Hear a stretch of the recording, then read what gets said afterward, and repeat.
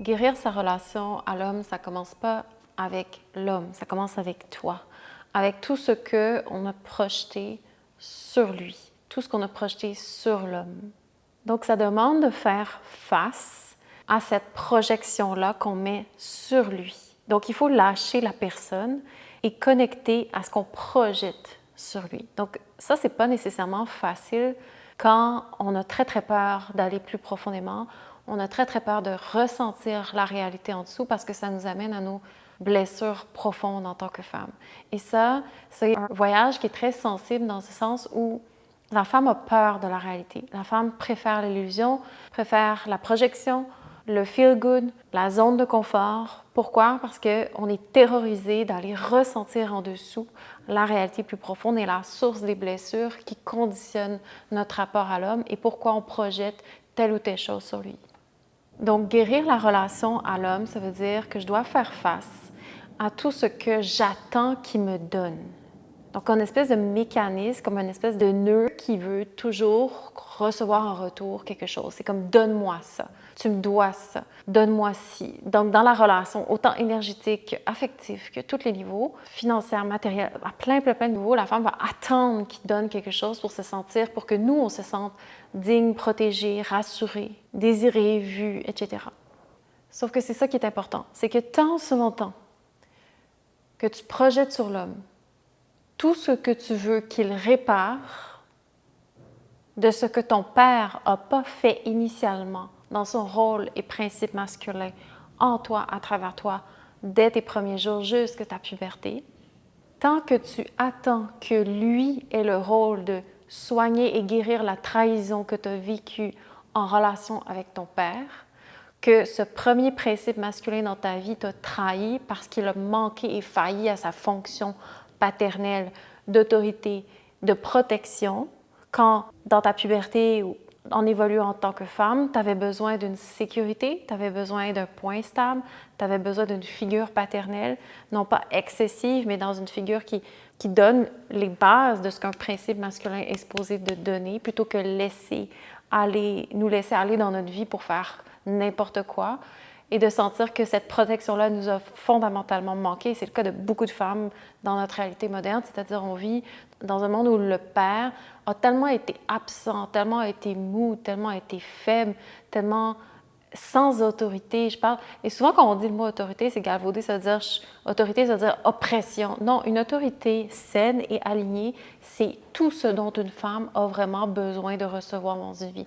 Quand une femme ne reçoit pas l'autorité paternelle, la figure du principe masculin qui protège, qui donne une direction qui est saine pour nous, c'est-à-dire qui à la fois nous invite à nous découvrir dans notre essence féminine, mais donne la protection pour que ça puisse se faire.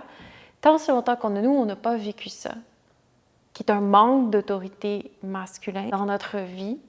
Donc, tant aussi longtemps que tu attends que, je me répète, mais que l'homme avec qui tu es guérisse et compense pour cette trahison-là de ton premier principe masculin, que tu attends dans cette relation-là, qu'il t'ouvre, qu'il t'écoute et qu'il te contienne à ta place, tu ne regardes pas l'homme avec qui tu es en relation. Tu ne le regardes pas. Tu regardes à travers lui ton propre manque.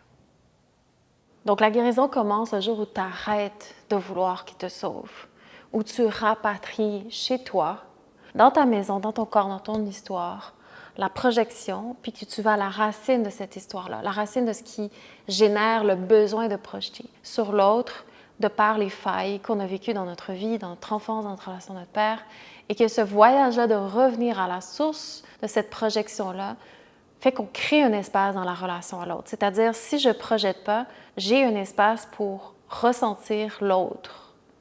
Mais ça demande d'abord de ramener ça à soi, de dire « Ah, c'est moi qui ai abandonné mon feu à l'intérieur de moi. À partir du moment où j'ai vécu telle expérience ou telle expérience dans ma vie, il y a quelque chose qui s'est fermé, j'ai eu peur et à partir de là, je me suis abandonnée et j'ai couru dans les compensations pour être sauvée. C'est moi qui me suis abandonnée et qui n'a pas fait ce travail-là sur moi pour raviver ce feu-là qui m'appartient de droit dans ma vie. Ah, c'est moi qui ai peur de mes besoins, d'avoir un support, de trouver un safe space pour aller ressentir plus profondément, réellement ce que ça m'a coûté de vivre tout avec ces carences-là dans ma vie.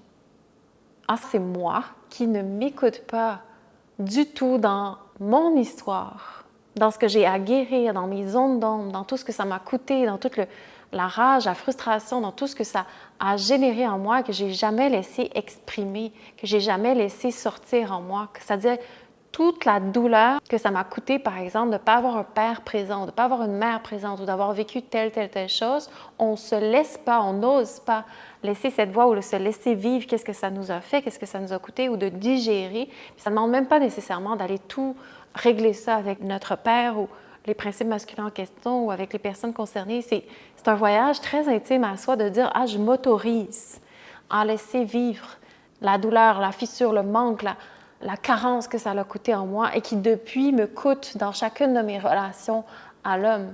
Et si je ne prends pas le temps de voir que c'est d'abord moi que j'écoute pas profondément, comment je peux demander à d'autres de vouloir m'écouter? Comment je peux demander à d'autres de vouloir prendre soin de moi? Parce que je ne fais pas d'abord ce travail-là pour moi-même.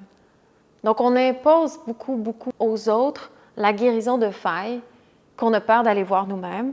Donc, on ne prend pas responsabilité d'abord en soi. Donc, on est toujours dans un monde où est-ce que tout le monde se tire pour venir prendre responsabilité pour quelque chose que nous, on n'a pas la force, le courage, la responsabilité de guérir en soi. Et ça revient aussi à une chose, c'est tu veux guérir ta relation à l'homme, alors arrête d'être celle qui va toujours s'ajuster pour s'assurer d'aller gagner en dessous, là où on veut être sauvé.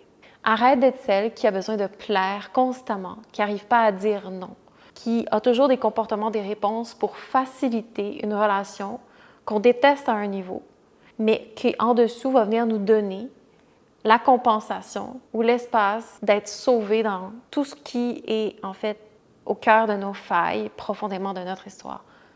D'arrêter d'être celle qui va faire tout par compensation, quitte à négliger son intégrité juste pour avoir un moment, le moment d'un regard, pour avoir le petit moment d'attention, un petit moment de gloire. En échange de quoi, on veut être sauvé pour quelque chose qu'on a énormément de paresse et de failles pour aller voir à l'intérieur de nous. Donc, c'est à nous de trouver les safe spaces pour arriver à descendre, pour aller prendre soin de ça. C'est à nous de trouver, de prendre le temps d'aller en soi pour vraiment soigner ces failles-là.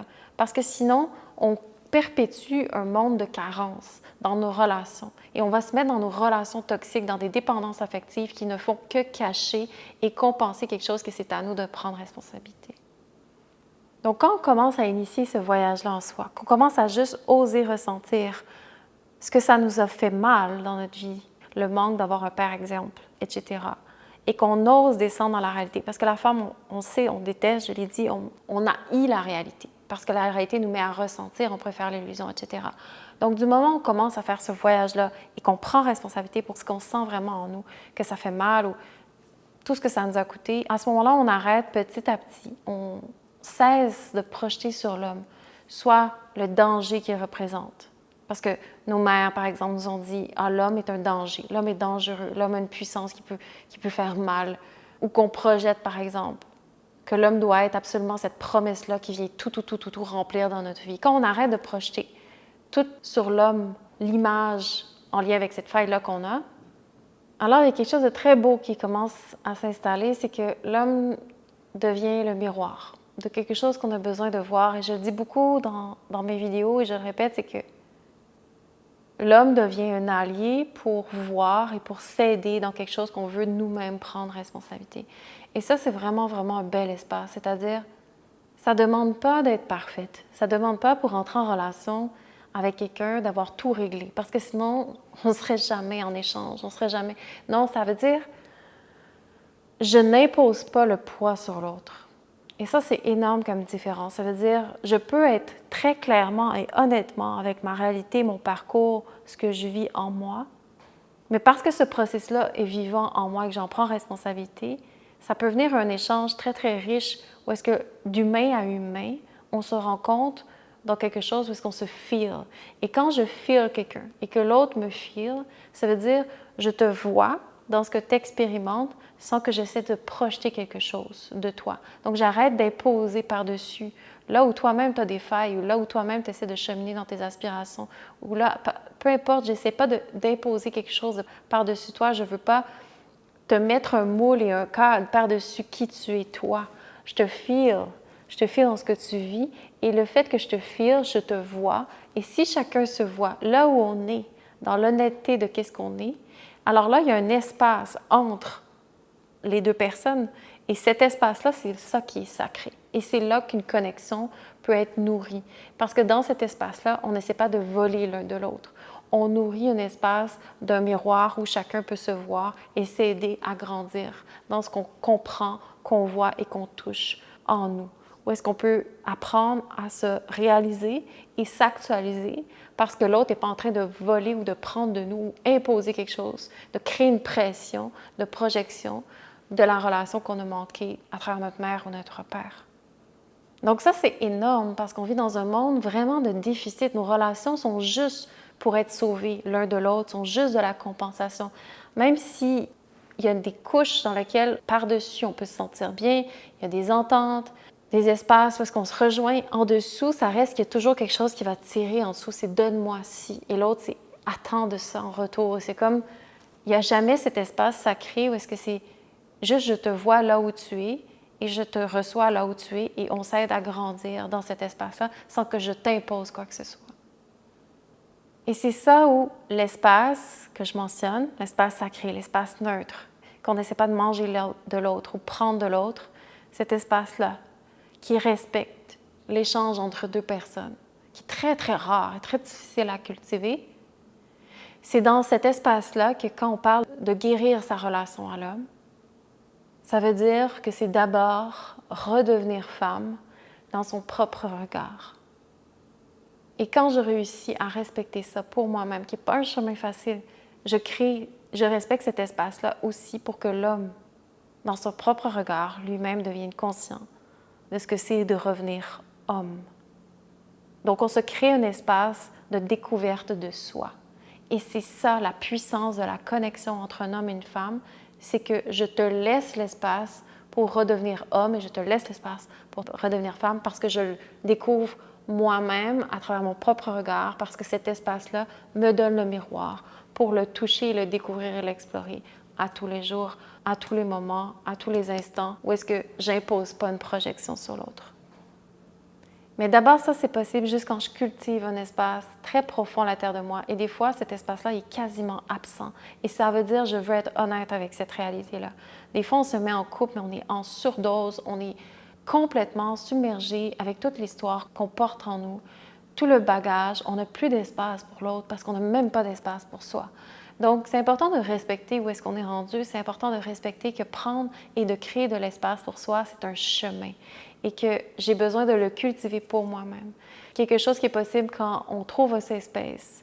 Souvent, les femmes dans un espace féminin, les hommes dans un contexte masculin, si tu as besoin de cet espace-là pour vraiment toucher une médecine féminine, pour créer de l'espace, te ressentir, revenir dans ton corps, faire le ménage, digérer ton passé intime, et relaxer dans tout ce qui crée en toi le besoin d'être sauvé, cette carence-là que tu vis très, très, très profondément, qui n'est pas un chemin facile de toucher, d'aller reconnecter, de ressentir. Tu es la bienvenue à Regine parce qu'il y a vraiment très peu de femmes qui peuvent dire qu'ils sont parties d'une page blanche ou qui sont parties d'un espace où est-ce qu'elles sont relaxes dans leur féminité et dans leur capacité d'être en relation avec l'homme sans projeter sur l'autre. C'est très, très rare. Donc, revenir dans son corps, c'est le point de départ et je t'invite, si tu as cet appel-là à l'intérieur de toi, de vraiment plonger dans un voyage dans ton corps. Et c'est un voyage profond. Le corps, c'est vaste, c'est profond. C'est toute notre histoire, c'est toute notre mémoire.